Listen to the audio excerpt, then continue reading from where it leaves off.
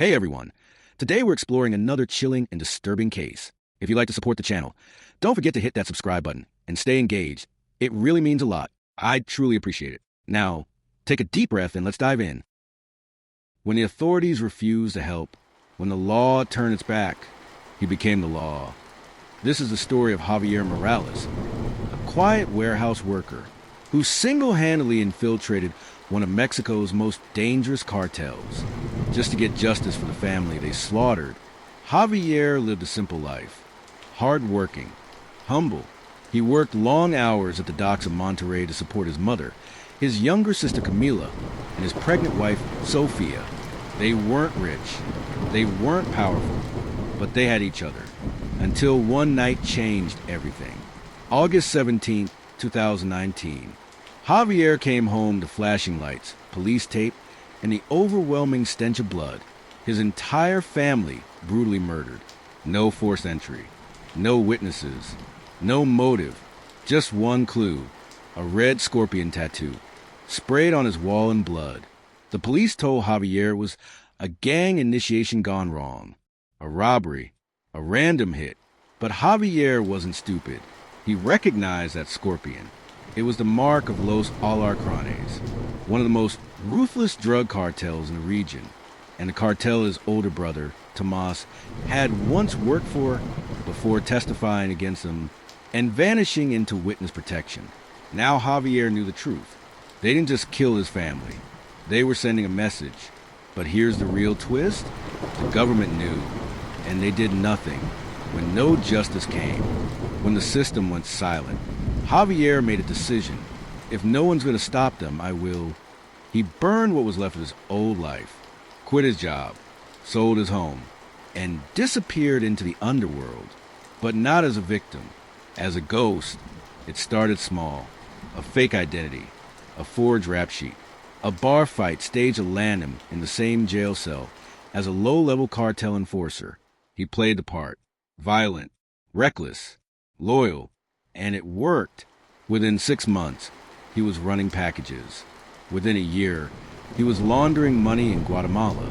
And by year 2, he was trusted enough to meet the man who ordered his family's death, El Fantasma, the faceless boss of Los Alacranes. But here's the part no one saw coming. Javier wasn't alone.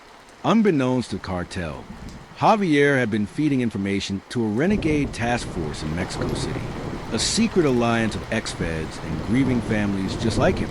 But the deeper Javier went, the more twisted it became. He discovered something horrifying. His family wasn't just killed for revenge.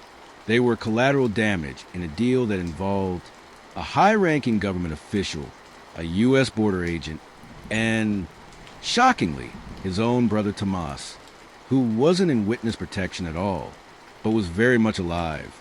Javier had clawed his way into the heart of the beast. He earned their trust. He risked his life. He even killed for them, just to get closer to the man who destroyed his family. But nothing prepared him for what he saw inside that villa in Veracruz. Tomas, his older brother, very much alive, and not a prisoner, a partner. Years ago, Tomas did try to leave the cartel. He turned witness, entered protection, but the government never paid him what they promised. He had a wife, kids, no money, no future. So when Los Alacranes offered him a chance to return, not as a soldier, but as a silent partner, he took the deal. And in exchange, they needed a name, one person to make an example of, a symbol to remind others what betrayal looked like. He gave them Javier's name. It wasn't an accident. It wasn't a message. It was a distraction. They knew Javier would break. They knew he'd go looking for justice. They needed someone they could control, someone angry enough to get dirty, but loyal enough to manipulate. Javier's entire infiltration was orchestrated, and his brother had been pulling strings the whole time. But what Tomas didn't realize was that Javier wasn't there to join them. He was there to destroy them. Javier had wired the meeting room. He had audio, photos, contracts, and now with Tomas exposed, he had the final piece he needed to take down the entire network. But just as he was about to leave the compound, a boy, no older than 10, ran up and hugged Tomas. Papa, Javier froze. He looked at the child's eyes and recognized something terrifying. They looked just like Camila's. Tomas hadn't just betrayed him. He hadn't just betrayed their parents. He had slept with Javier's sister, Camila, and when she threatened to tell the family, Tomas made sure she never got the chance. That boy, he was Javier's nephew and Tomas's son. Now Javier faced an impossible choice.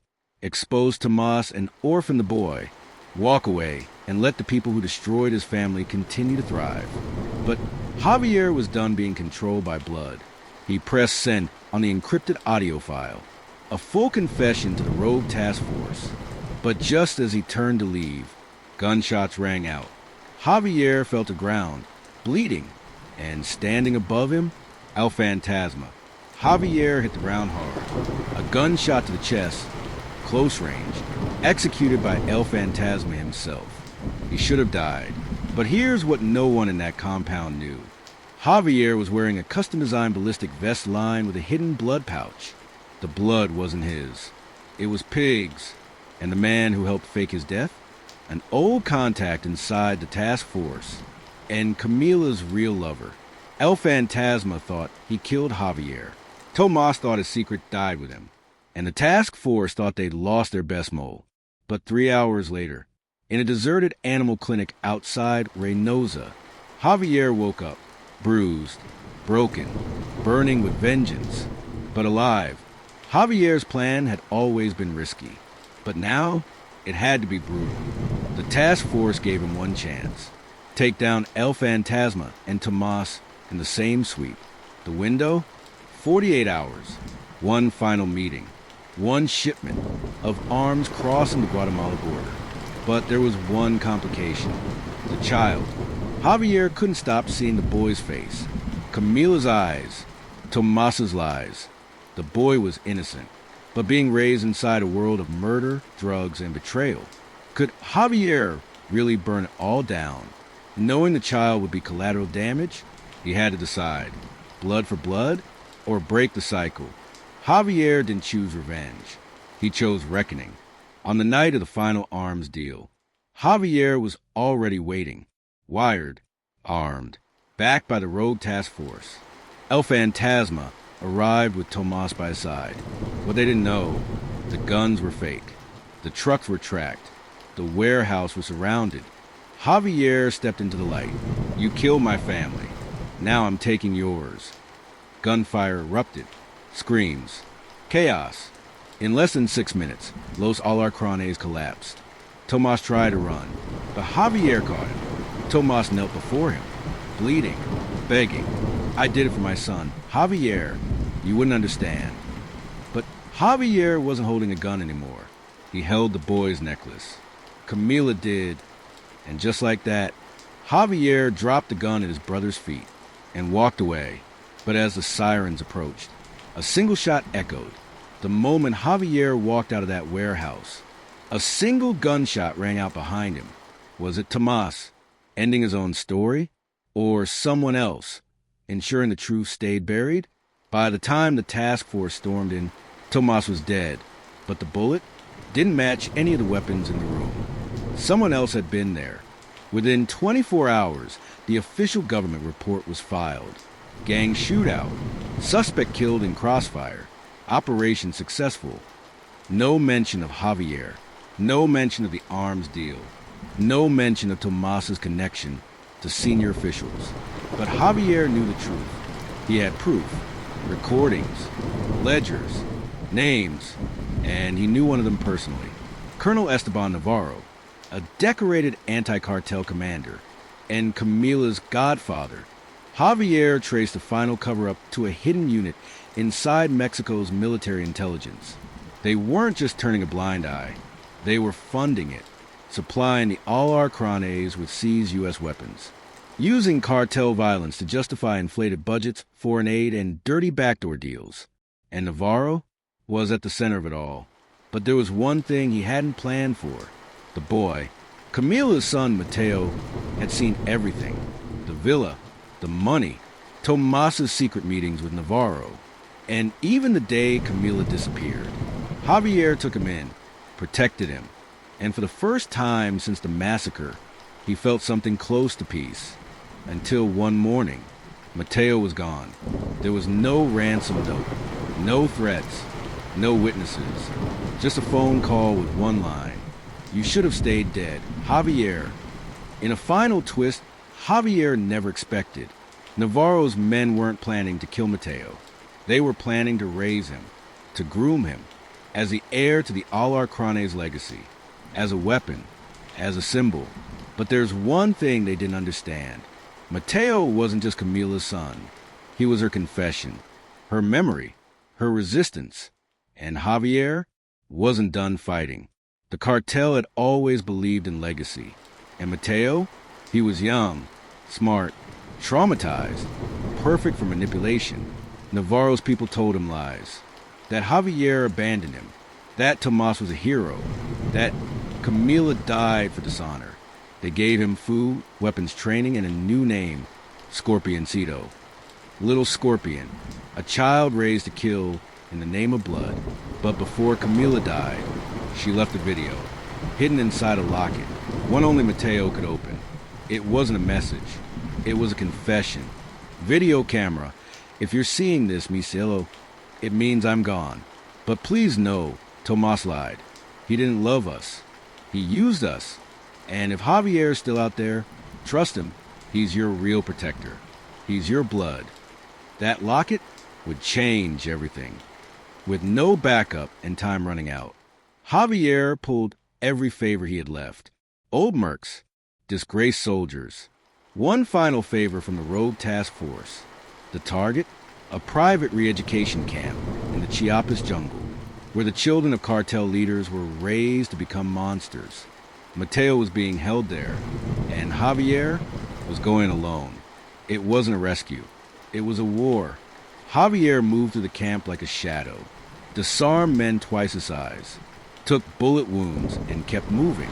He found Mateo in a cold concrete room, watching cartel propaganda.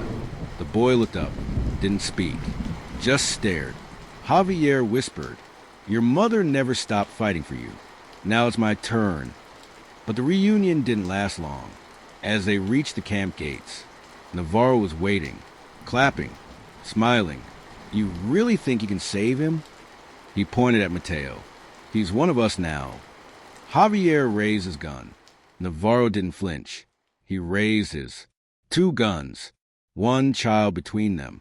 But in that moment, Mateo made a decision that would shock them both. Mateo grabbed a pistol from Navarro's side holster, the one he'd been trained with, the one he was supposed to use against Javier.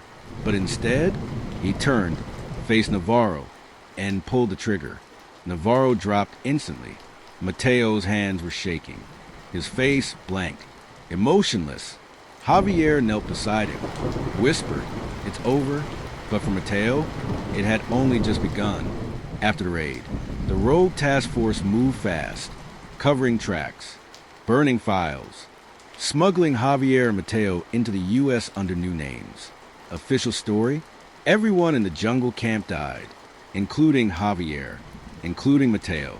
But in reality, they were hiding in the hills of Arizona, safe, together, and deeply broken.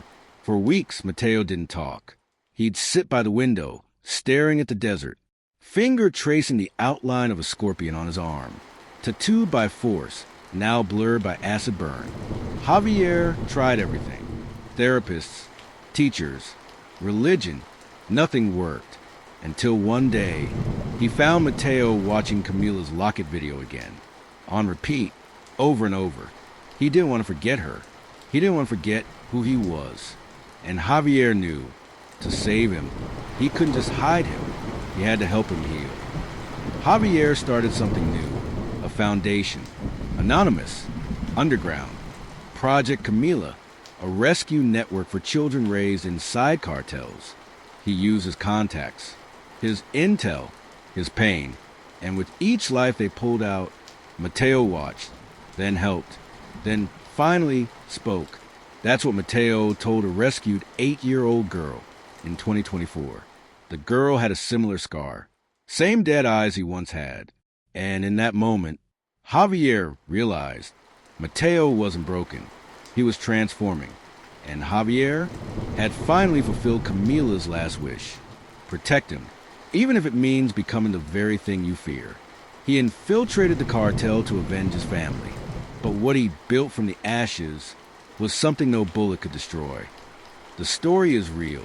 Names and locations change for safety. What are your thoughts on this case? Share your thoughts in the comments below. And don't forget to subscribe to the channel to stay updated with more stories, where each case isn't just about crime, but also offers a lesson for life.